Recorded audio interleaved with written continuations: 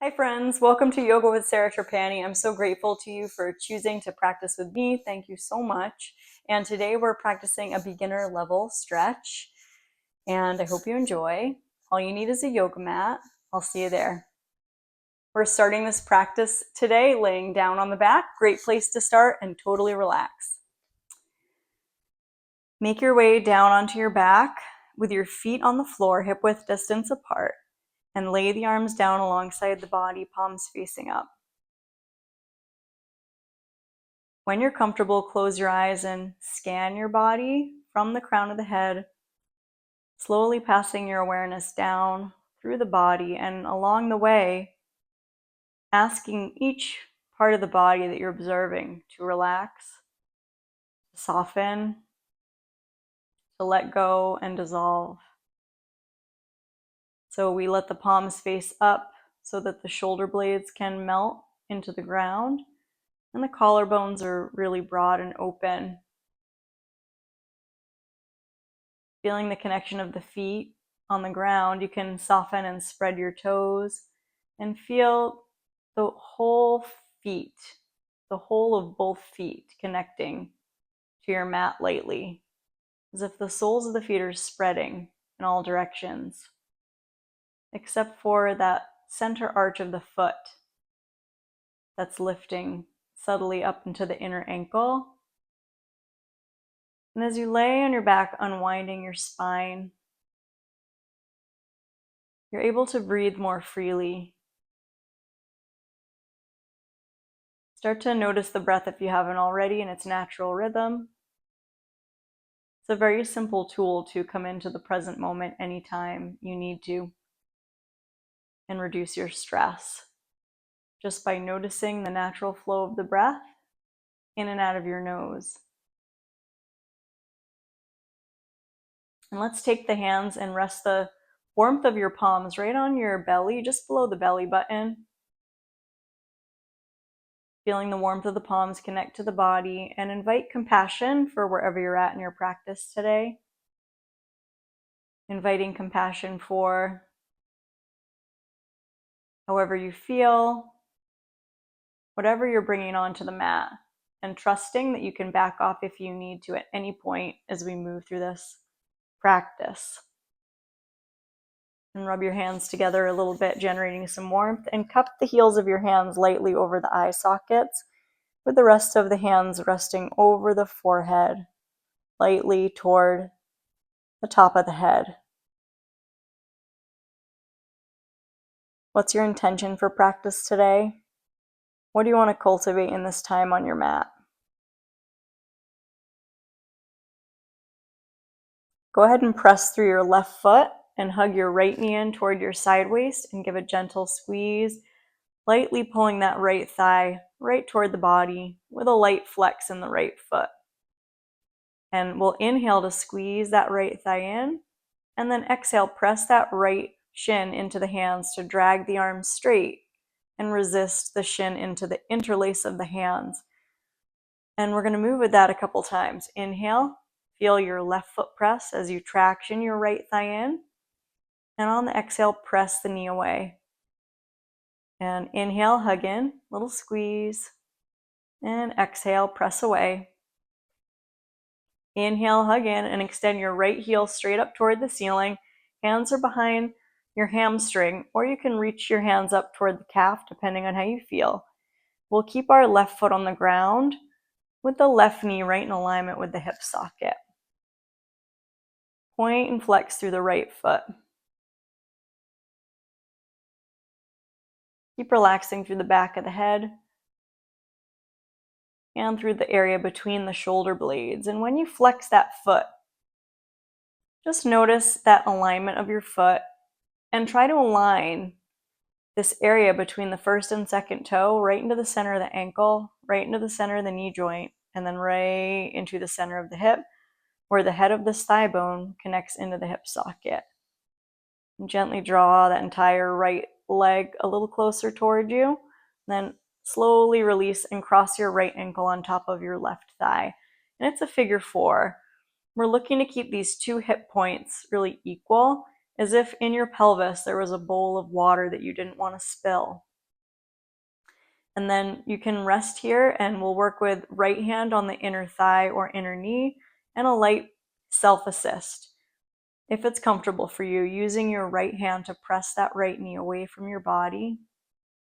Maybe you rock the knees gently. And we're just taking that time in this figure 4, which is also a reclined pigeon pose. And coming back to center, uncross, bring both feet on the ground. Reach your arms overhead on the inhale, palms facing up. Reach the fingertips away from your toes. When you exhale, hug that left knee in gently. Traction the left thigh toward your body. Good. That right inner knee is hugging in toward the midline slightly.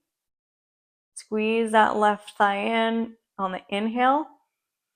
Exhale, press the left knee away from your face, dragging it away. So you might even feel a little pull, a little traction on the back of the head. Then inhale, hug that left thigh in. Your lower back will feel a little more flat on the ground. When you exhale, press that thigh away, and you might have a little more curve in your lower back. So work with that. Inhale, hugging in. Exhale, press away. Inhale, tractioning in. And exhale, press away. And then inhale, pulling in, extend your left foot toward the ceiling, hands behind the thigh bone or up toward the calf. And point and flex a couple times, waking up that line of energy from the heel right down through the left sitting bone. When you flex the foot, just notice the shape of your foot as if your foot is standing on the ceiling. Nice arch in the foot, right into the inner ankle. Nice line from that area between the first and second toe down through the center knee, right into the center of your hip joint. You're going to pull that entire left leg a little closer toward. Then release and cross the left ankle on top of the right thigh. Keep your hip points pretty equal here. Again, thinking of that nice bowl of the pelvis, not tipping either way. And then use your left hand to press that left inner knee gently. You could keep your right hand resting on your hip point. A subtle rock of the knees side to side might feel nice on your back. Great. And then go ahead and uncross, bring both feet on the floor. Open your arms out into a light cactus shape. Drag your shoulders under the back. And then drag that left arm down, reaching your left fingertips toward the left heel. And then drag that right shoulder blade under, reaching your right fingertips toward your right outer heel. Pick up your hips and lay your lower back long on the floor. And then press through your feet and lift the hips and pelvis, coming up into a bridge position. We want to keep those knees right in alignment with the hip sockets. We're lengthening the tailbone forward between the knees. You can let your palms face up and breathe the chest toward the chin on your inhale.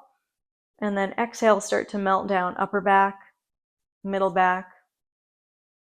Slowly releasing your lower back, sacrum, all the way down, and the tailbone last. Take the arms again out to a cactus. Palms facing up. Take your feet a little wider apart and take a few windshield wipers. Side to side. And then we're going to roll over onto either side that feels natural today to rest in the fetal position for a moment with the head on the crook of the arm. Remembering your intention for practice, and then very slowly, let's make our way up and make our way into a tabletop position. Finding your way into your tabletop position, you can look down and start to get a nice alignment with your hands. So we spread the fingers wide, so there's equal space between all the fingers. And then the first fingers are parallel. And you root down through the first fingers and thumb. Now, as you inhale, drop your belly, spread your collarbones, look forward or up. As you exhale, we're going to press through the tops of the feet, scoop the tail, and round chin toward chest. And then inhale, glide the chest through, look forward or up. And then exhale, we're going to round. Good. One more time, inhale. Look forward or up. And on the exhale, tuck your toes, send the hips toward the heels, slide your hands forward quite a bit. Pressing the heels of the hands away from the knees. We're in this child's pose. Now, I'm recommending keeping toes tucked to stretch out your feet, but if it's too intense, you can take your feet flat. Then lift your belly and glide forward, bringing your shoulders about over your wrists. Toes are curled under. On the exhale, sweep the hips back and then up. We'll come up toward a downward dog with knees bent. Pedal out the feet. When you look at your feet in this downward dog, trace a line from that area between the first and second toe right to the center of the ankle, right to the center of your knees, and then right up into the hips. So your knees aren't turning in and they're not knocking out. Nice and equal. Over time, you may be able to drop the heels down, but if your lower back starts to round, keep them a little soft and really look for that length in your lower back. Good. And then go ahead and come forward, come back into tabletop. Stand up on your knees. Shake your hands off. And then take your hands back behind. Lightly interlace your fingers with palms separated. Drop your knuckles down, lift your side ribs, and lift your chest. Taking a slight back bend. It's a camel pose variation. The center of the chest lifts straight up toward the ceiling, and keep knitting your lower ribs in to protect your lower back. One more inhale. Exhale, come on back to neutral. From this neutral position, let's go ahead and take a step forward with your right foot. Take your hands on top of your right thigh and go ahead and stand right up. And we're going to find Tadasana, mountain pose. So mountain pose, a foundational asana of our yoga practice. Standing mountain pose. Look down and see that your feet are about hip width distance apart and the second toes are parallel. And we're going to stand up. And now we're going to think about the level of effort. Sometimes you see folks trying to take this posture with like super, super tense, locked out joints, like very tight. And then others, kind of loose or lax. So there's a wonderful analogy by one of my teachers, Timothy McCall, who calls it the guitar string analogy. So if the guitar string is too tight, i.e. really tense joints, then we're going to feel really rigid and we might break a string, right?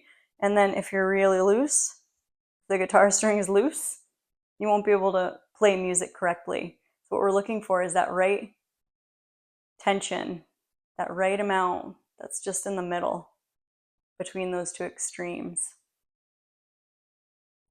So we'll look for that level of effort. Shoulder blades on the back. And you can peek and see, nice line again from that area between the first and second toe up to the center knee, right up to the center of the hip. And then we want to just be mindful that we're not overly tucked down through the tail, right? And then we're not overly arching through the lower back. We're going to find a place between those two. And you might take your left hand on your belly, your right hand on your back, and just kind of pivot a little bit back and forth between those two actions of the pelvis, the anterior and the posterior tilt of the pelvis. And then you look for that place right in the middle. It's the Goldilocks principle. It's that just right spot where your pelvis is sitting right on top of the thigh bones really nicely. And your toes are nice and spread. And then you feel really free in the upper body. Now we're going to move through a vinyasa flow from this place, which is linking the poses with the breath. So we'll inhale, we'll sweep the arms up, overhead, any amount, look up. And then exhale, fold down into your Uttanasana. So we keep the legs in that same alignment as they were in the standing Tadasana. Let your head hang. Hands come all the way down, even if you have to bend your knees quite a bit. Then press through the feet on the inhale. You're going to sweep right up again. Big full inhale. And then exhale, showering down. Crown of head last. And then inhale, coming up. Making sure your hair doesn't whack into your microphone. And coming on up. And then exhale one more time, coming down. Uttanasana, come all the way down. Let the head hang. Very nice. Pause there in that forward fold, letting your head go. And one more inhale. And then when you exhale, let's make our way into a tabletop position. Again, we're going to find our way onto all fours. Wag out your tail. Good. And then swing the ankles underneath. And we're going to swing the legs around. And we'll take the Tadasana of seated poses, which is Dandasana. So we found our way into Dandasana. We find that line from that area between the first and second toe right to the center ankle, to the center knee, to the center hip. So it's the same Tadasana legs we just practiced when we were standing, except this time we're in a forward fold because of the anterior tilt of the pelvis. And you start to move a little more into the fold, bringing your belly toward the thighs and reach for your toes and start to fold. So if your toes are not available, you can take your shins or even hands on the floor. Just move your sternum toward the toes for a couple breaths. Good. And we're going to inhale and exhaling, maybe able to fold a little more. And then gathering the belly in, go ahead and sit up. We're going to inch our way forward toward the top of your mat so you have enough room to come down. Palms facing up. Make your way on the back. And let's rest in Shavasana. We're going to find our way in this final posture of a practice, which is Shavasana, corpse pose. A very essential final pose of a yoga practice to allow your body to reset, to allow the movement that you did to metabolize and process, and hopefully the systems of the body arrive back in a state of balance without any effort from you. If there's any area of the body that's causing discomfort, I invite you to surround that area of the body with a lot of light. So whatever that looks like for you, it might be just thinking about that area with your mind. You surround that area with your awareness. Maybe there's a color that comes to mind that you want to direct into that area.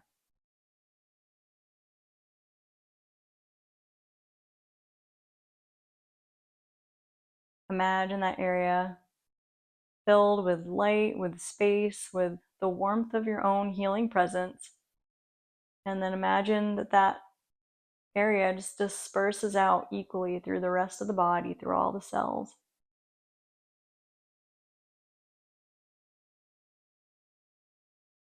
And let's take the hands and rest the hands anywhere on the body that feels good. Remembering your intention today for practice, and also inviting gratitude for anything at all. Every inhale is an opportunity to cultivate the thoughts, the intentions, the feelings, the energy that you want to cultivate inside yourself, inside your prana, your energy field. And every exhale is an opportunity to release and let go of what you no longer need, even if just for a moment.